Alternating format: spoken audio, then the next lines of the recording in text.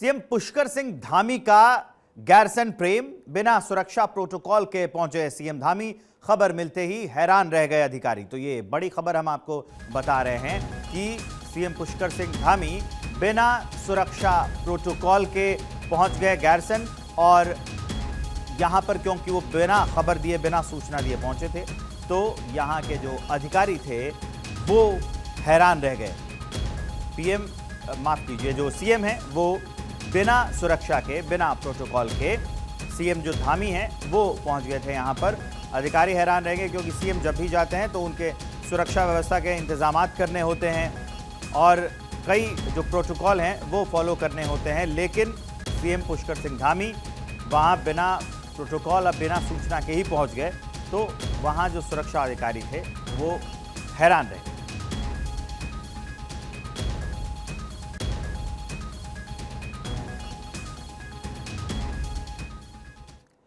CM Pushkar Dhami का गैरसैंण दौरा, बद्रीनाथ धाम में चल रहे विकास कार्यों का निरीक्षण किया। अधिकारियों को दिए कार्य में तेजी लाने के निर्देश, गुणवत्ता पर विशेष ध्यान देने के भी निर्देश दिए। तो ये अपडेट हम आपको बता रहे हैं कि बद्रीनाथ धाम में चल रहे विकास कार्यों का सीएम धामी ने जायजा लिया, निरीक्षण किया और अधिकारियों को कार्य में तेजी लाने के निर्देश भी दिए। गुणवत्ता पर विशेष ध्यान देने की बात की सीएम धामी ने। तो ये सीएम धामी की तस्वीर हम आपको दिखा रहे हैं। बद्रीनाथ में चल रहे विकास कार्यों का निरीक्षण किया सीएम धामी ने। अधिकारियों को जो काम दिए गए हैं उसमें तेजी लाने के निर्देश भी दिए और जो काम हो रहा है उसमें क्वालिटी का खासा ख्याल रखा जाए, गुणवत्ता पर विशेष ध्यान देने के निर्देश भी सीएम धामी ने दिए।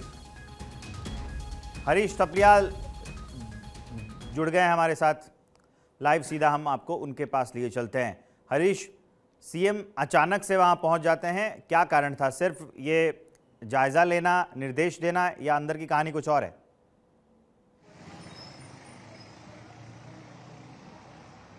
विवेक, देखिए, प्रदेश के मुख्यमंत्री पुष्कर सिंह धामी जिस तरह से बिना तामझाम के, बिना सुरक्षा के गैरसैंण पहुंचे, उन्होंने प्रदेश को एक बड़ा संदेश दिया, क्योंकि जो भराड़ीसैंण है वो उत्तराखंड की ग्रीष्मकालीन राजधानी है। अब तक जितने भी प्रदेश के मुखिया रहे, यानी मुख्यमंत्री प्रदेश के रहे, वे कभी भी रात्रि प्रवास किसी ने भराड़ीसैंण में नहीं किया। जिस तरह से मुख्यमंत्री पुष्कर सिंह धामी जो है रात्रि प्रवास, लगभग उनका तीसरा चौथा प्रवास इसी महीने का है, तो इससे एक बड़ा संदेश है कि अक्सर उत्तराखंड में ये मांग उठती रही है कि जो उत्तराखंड की राजधानी है स्थायी नहीं है।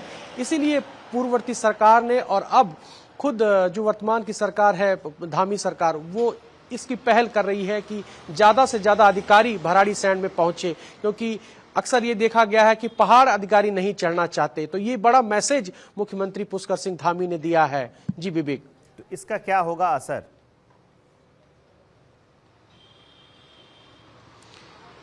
विवेक, देखिए, पुष्कर सिंह धामी जिस तरह से भराड़ीसैंण में उन्होंने प्रवास किया, इसका असर ये होगा कि सबसे पहले जब वो भराड़ीसैंण पहुंचे तो उन्होंने जो चमोली जिले के जो जिलाधिकारी हैं उनसे उन्होंने मास्टर प्लान जो बद्रीनाथ में के तहत काम चल रहा है बद्रीनाथ में, उसकी उन्होंने रिपोर्ट ली और ये कहा कि बद्रीनाथ में जो मास्टर प्लान के काम चल रहे हैं उनकी क्वालिटी का विशेष ध्यान रखें, इसके उन्होंने निर्देश दिए हैं जिलाधिकारी को। तो उन्होंने भी अपनी रिपोर्ट सीएम पुष्कर सिंह धामी को सौंपी और ये बताया, ये जानकारी दी कि कौन कौन से काम वहां पर चल रहे हैं। साथ ही पुष्कर सिंह धामी ने जो स्थानीय गांव है, सार गांव जो भराड़ीसैंण के पास है, वहां के लोगों से वो मिले। तो कह सकते हैं कि एक बड़ा संदेश जो है पुष्कर सिंह धामी ने ये दिया है कि प्रदेश के जो मुखिया हैं वो भराड़ीसैंण में रह रहे, क्योंकि वो दुर्गम इलाका है, पहाड़ का इलाका है और खुद राज्य के मुख्यमंत्री वहां प्रवास कर रहे हैं, तो एक बड़ा मैसेज जाता है। जी ठीक है हरीश, आप हमारे साथ बने रहिए। एक और बड़ी खबर का रुख कर लेते हैं। आज से शुरू होगा राष्ट्रीय कौशल एवं रोजगार सम्मेलन। दून विश्वविद्यालय से शुरू होगा ये सम्मेलन। सीएम पुष्कर सिंह धामी करेंगे सम्मेलन का शुभारंभ। 11:30 बजे दून विश्वविद्यालय पहुंचेंगे सीएम धामी। तो 11:30 बजे का वक्त होगा जब सीएम पुष्कर सिंह धामी दून विश्वविद्यालय पहुंचेंगे और इस सम्मेलन की शुरुआत करेंगे, शुभारंभ करेंगे। दून विश्वविद्यालय में सम्मेलन शुरू होने वाला है। आज से ये राष्ट्रीय कौशल एवं रोजगार सम्मेलन शुरू होगा। उसमें सीएम पुष्कर सिंह धामी जो है पहुंचेंगे और इस कार्यक्रम का हिस्सा होंगे और इसकी शुरुआत भी करेंगे, इसका शुभारंभ करेंगे। हरीश थपलियाल इस खबर पर हमारे साथ लगातार बने हुए, सीधा उनके पास लिए चलते हैं। आज से जो राष्ट्रीय कौशल एवं रोजगार सम्मेलन शुरू हो रहा है, इसका उत्तराखंड के लोगों पर क्या असर पड़ने वाला है, हरीश बताएंगे।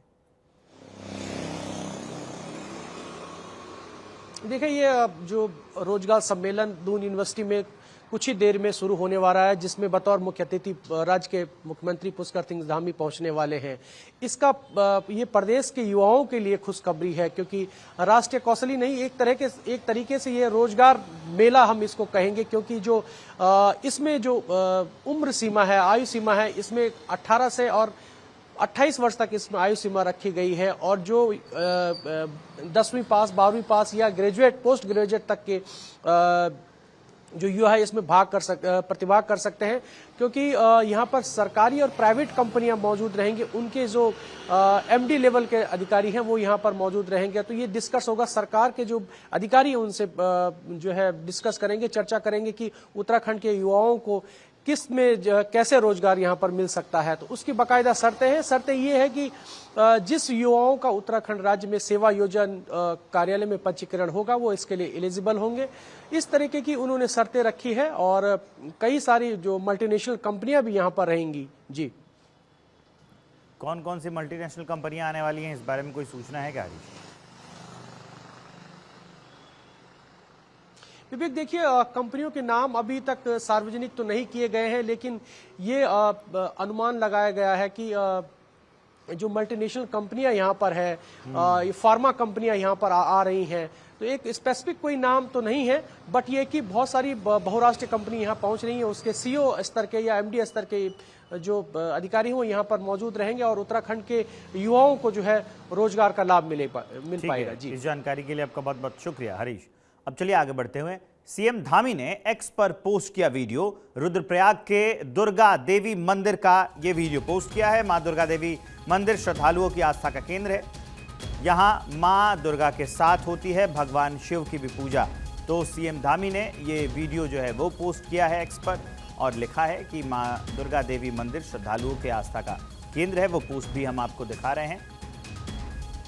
वो वीडियो जो सीएम धामी ने पोस्ट किया है उसकी एक झलक आपको दिखाते हैं।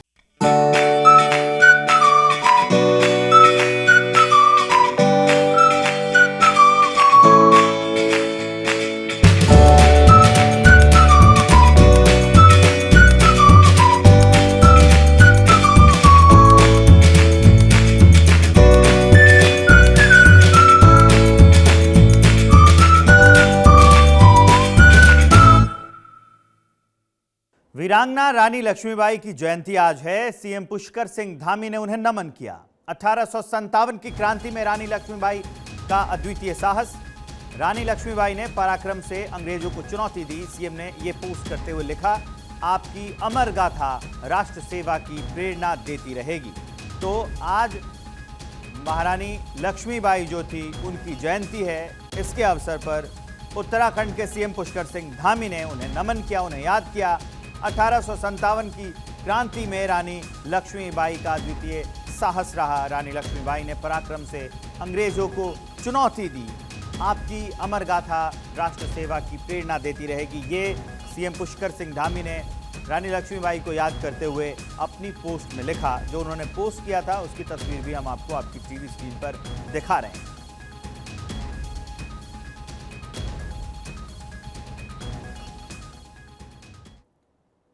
शीतकालीन 4 धाम के कपाट आज बंद हो गए।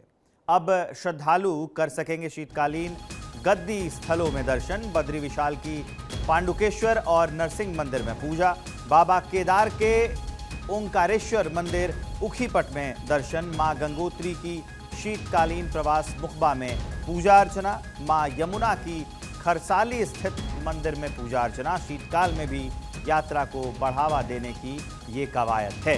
तो आपको ये बड़ी अपडेट हम दे रहे हैं कि अब क्योंकि ठंड ज़्यादा बढ़ गई तो शीतकालीन के लिए 4 धाम के कपाट अब बंद हो गए।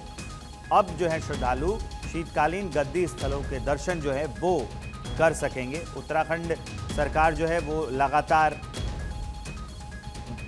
पर्यटन को बढ़ावा दे रही है और उसी के तहत अभी ये जो मैं आपको नाम बता रहा हूँ, माँ यमुना की खरसाले स्थित मंदिर में पूजा अर्चना कर सकेंगे, क्योंकि शीतकाल में यात्रा को जो बढ़ावा देने की ये पहल है।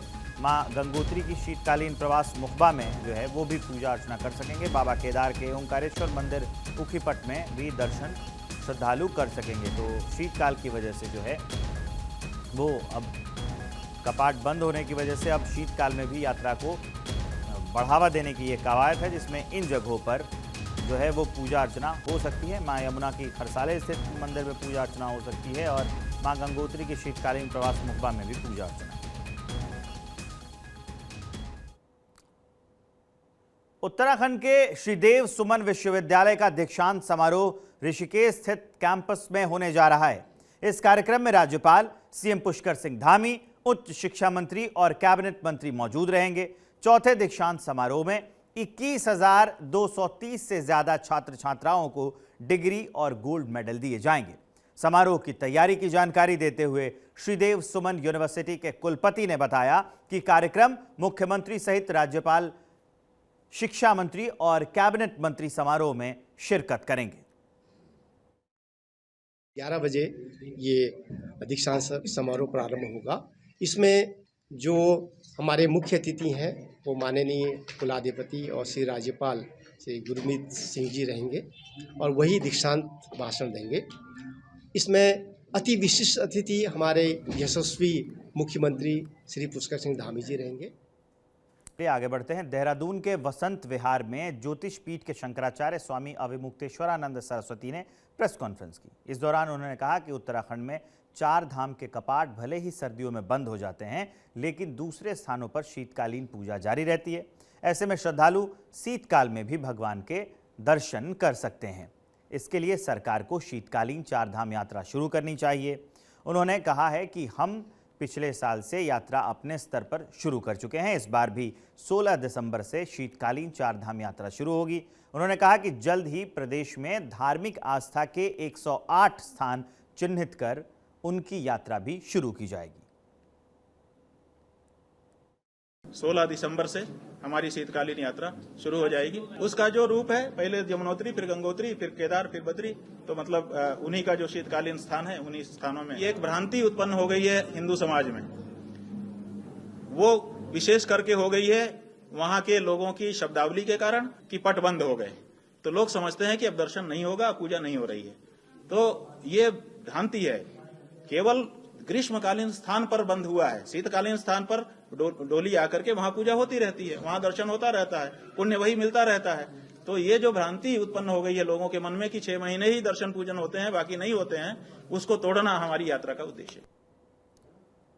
उत्तराखंड राज्य महिला आयोग की अध्यक्ष कुसुम कंडवाल ने देहरादून में उत्तर प्रदेश राज्य महिला आयोग की अध्यक्ष बबीता सिंह से मुलाकात की। दोनों के बीच ये शिष्टाचार मुलाकात थी। आपको बता दें कि उत्तर प्रदेश राज्य महिला आयोग की अध्यक्ष एक निजी वैवाहिक कार्यक्रम में भाग लेने के लिए देहरादून पहुंची थी।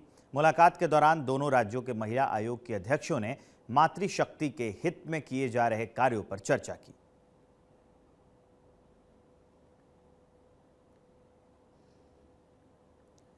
पूर्व मंत्री हरक सिंह रावत कोटद्वार के पास पाखरो टाइगर सफारी मामले में सीबीआई और ईडी की जांच का सामना कर रहे हैं। हरक सिंह रावत ने बीजेपी के नेताओं पर गंभीर आरोप लगाए हैं। साथ ही कहा है कि पेपर लीक से लेकर दुष्कर्म तक के मामले में बीजेपी के नेता शामिल हैं।